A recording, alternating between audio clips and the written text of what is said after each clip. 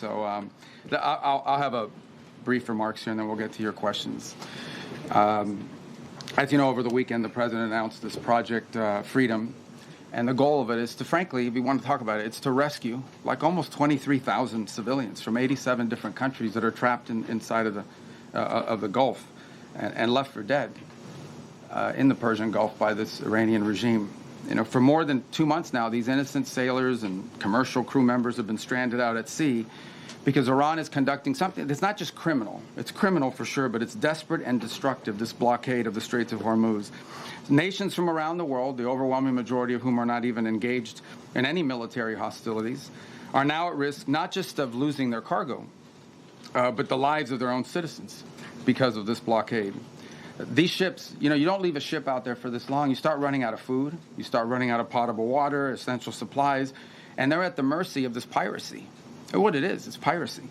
And not only that, but some of them have seen, you know, been opened fire on and rained down senseless attacks on several civilian ships already. So, frankly, the way to put it, these are innocent bystanders. These are countries that, and ships and so forth that have nothing to do with any of this and nonetheless are being caught in the middle of it and being held hostage merely because Iran could do that, just as the regime brutally slaughtered tens of thousands of their own citizens for the crime of peaceful protest because they're unhappy with the quality of life or the lack of quality of life in Iran today. And so they're sitting ducks. They're isolated, they're starving, they're vulnerable. And at least 10 sailors have already died as a result of the civilian sailors. So already many nations privately and some publicly have asked the United States to help free their ships and to restore freedom of navigation in the Straits of Hormuz and this critical artery of global trade. And so President Trump, as he always does, stepped up and answered the calls for their help. And he's directed the United States military to guide these stranded ships to safety, to provide a protective bubble under which they can operate and move product and get themselves out of there and out of the harm's way. And this is the first step towards reopening the strait and bringing this regime's last-ditch act of economic arson, bringing that to a close. We're doing it not only because we were asked, but because we're the only ones who can. We have the power to sort of take the steps that we've taken now. Under this president, under President Trump, the United States will help our friends. We're going to stand up to rogue regimes like the one in Tehran, and we're going to be unashamed to use our power and our abilities to project military power in the service of our national interest above all else. Now, what's really important for you to report and for everyone to understand is this is not an offensive operation. This is a defensive operation. And what that means is very simple. There's no shooting unless we're shot at first. Okay, we're not attacking them. But if they're attacking us or they're attacking a ship, you need to respond to that. You're not going to let some fast boat come up on a ship and shoot it up.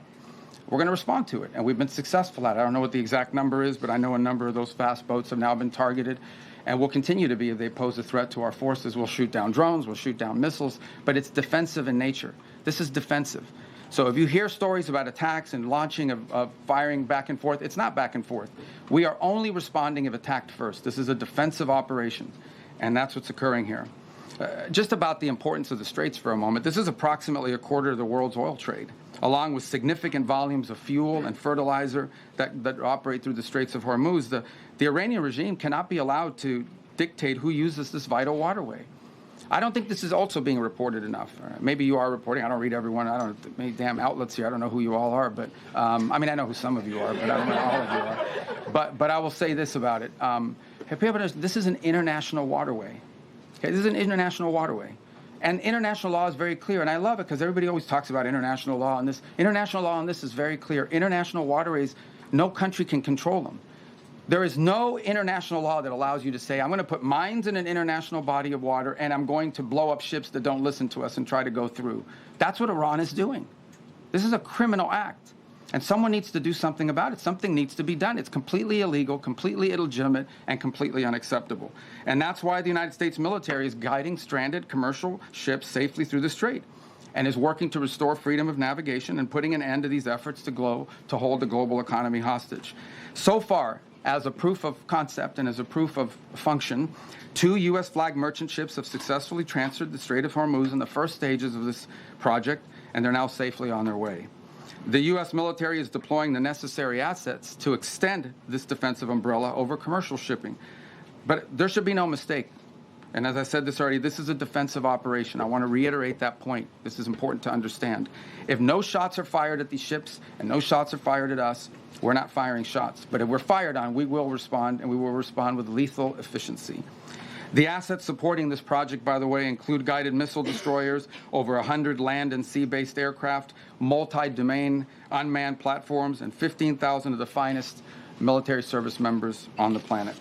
These forces have already destroyed, as I told you earlier, I thought it was 6, it's 7 Iranian fast boats that failed to heed our warnings.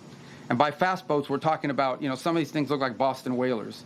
Okay, so these are not like Navy ships. But nonetheless, they come fast at these boats, try to swarm them, try to harm them. We're not going to let that happen. So 7 of them now sit at the bottom of the sea, along with, by the way, the rest of Iran's Navy. That's where you can find their Navy today. And we're going to continue to systematically clear this passageway through the straits to restore freedom of navigation. Now, while this project steadily progresses, Operation Economic Fury, continues to impose maximum pressure on the Iranian regime and what remains of their already frail economy. Today, inflation in Iran is 70%, and their currency is in total and complete freefall. U.S. sanctions enforcement is stepping up. It's moving in lockstep with the naval blockade to degrade Iran's capacity to generate, to move, and repatriate revenue. It directly targets the regime's primary revenue lifelines. The blockade alone is costing Iran as much as $500 million a day in lost revenue. 90% of total Iranian trade has been halted, causing permanent damage to Iran's oil infrastructure as wells are forced to shut in. Again, all of this is in response to their piracy. Okay, it cannot be that you have these straits and they blow up any ship that moves and the only ships that get to go through are theirs. You can't have a situation in which the straits are closed to everyone else, but they benefit from the piracy. That can't happen. That's why the blockade is in place, and that's why these sanctions are crippling them. Any foreign financial, and by the way, Treasury is now identifying and cutting off every dollar of revenue that's flowing to this regime. And so, look, any foreign financial institution or commercial actor that enables Iran's sanctions evasion is going to face secondary sanctions exposure and a loss of access to the U.S. financial system. As President Trump has said, and the facts clearly bear out, the United States of America holds all the cards. There is no scenario here in which if they decide to join a ladder of escalation, they wind up getting the last say. But our preference is for these straits to be opened to the way they're supposed to be opened, back to the way it was. Anyone can use it, no mines in the water, nobody paying tolls. That's what we have to get back to, and that's the goal here. Every day the conflict continues, however, our leverage on Iran will continue to increase, and their position will continue to weaken, especially as the blockade really begins to bite in conjunction with the sanctions. So, look, the time's come for Iran to make a sensible choice.